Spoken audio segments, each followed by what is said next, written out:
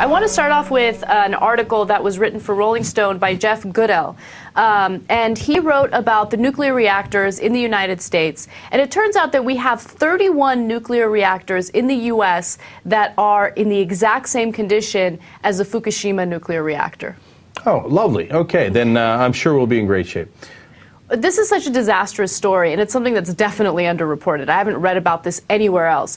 And basically, it turns out that many of the nuclear reactors that were built in the United States in like the 1960s were built to last about 40 years, 20 to 40 years, believe it or not. And what's happening is not only are they still operating today when they're not supposed to be operating, we are making them operate even more than before. Like they're working harder than they're supposed to. Okay, and as a result, there will be disastrous consequences. Or they could certainly be. There's a reactor near New York City that if any issues came up with it, and based on what we learned on what the radius of the evacuation should be in Fukushima, we'd have to evacuate, I believe, 17 million people and nearly 10% of the U.S. population. I'm sure that we have plans underway for that. Yeah. Who believes we can evacuate 17 million people? No one. Right. That's part of the reason. So you got to understand, that's part of the reason that they want to tell you that everything's just dandy, right? Because they know they can't evacuate. Just read a story in the New York Times earlier this week where the Japanese didn't want to say that the radiation had spread further than it had, and they didn't want to admit that the reactors had melted down because they thought they couldn't evacuate more than 80,000 people. They'd evacuated 80,000. They're like, we can't do any more than that, so let's lie to them. Here, let me give you exact details. Here's from the New York Times. The meltdown at 3 of the Fukushima Daiichi 6 reactors had happened, and that the government knew about it the day after the tsunami. When did they tell the Japanese people? 3 months later. Oh, my God. Okay, what were the consequences of that? Well, one of the consequences of that was that about 45% of the 1,080 children in 3 Fukushima communities surveyed in late March tested positive for thyroid exposure to radiation. 45%. Well, come on, it's kind of a pain in the ass to evacuate all those people. By the way, the thyroid is exactly where kids got sick eventually and got cancer after Chernobyl. Okay? So when they tell you, and I tell you, when it happened, I remember being on MSNBC and saying, look, if you're in that area, I don't know if I'm supposed to say this or not, but don't believe the government. Get out of there, okay? And I remember people saying, oh, well, you can't say that, you know, the government officially is saying. I don't give a damn what the government is officially saying. I don't know if you know this, but governments lie all the time. If you've got 6 reactors that are in trouble, and it looked like they were melting down, the government wouldn't officially say it, but there are so many different signs that they were melting down. Here's what you do. You evacuate. You get the hell out of there, okay? So, but don't worry. I'm sure the reactors here in the U.S. are perfectly safe, including the one, where the tower collapsed? Yeah, there's one in the United States right now that had a cooling tower that collapsed. And there's another one that is repeatedly leaking radioactive fluid. Oh, that's fantastic. So that's the thing, though. These reactors were not supposed to be operating as long as they have been. So, and here's the thing. We have a whole regulatory commission that's supposed to keep an eye on this. Well, then we're probably safe. Right, except no, of course we're not. Everything in this country is deregulated. It's amazing because when push comes to shove, all you need is a little bit of funds, and the commission that's supposed to regulate doesn't do its job because they're getting paid.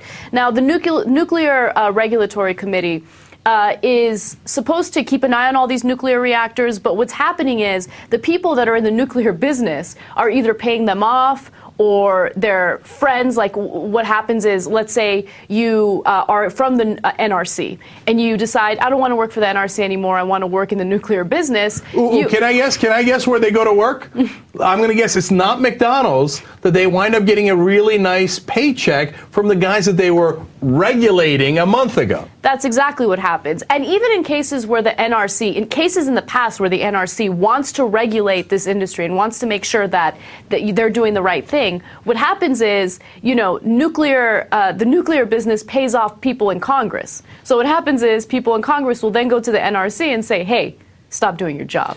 Yeah, cool it, okay? Those plants are fine. They're just fine. You're being overzealous.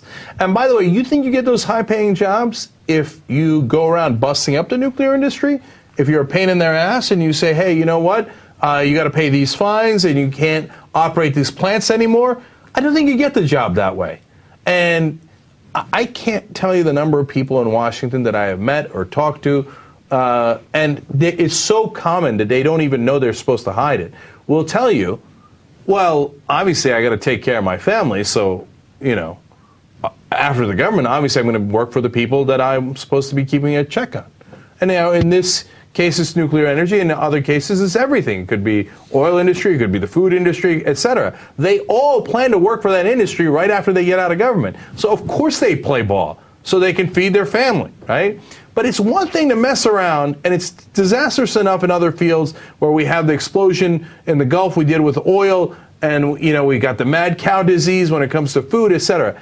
But you mess around with nuclear reactors, and then you try to figure out how to evacuate 17 million people, and it is a disaster we cannot recover from. That is something we, for the love of God, we've got to regulate just a little better.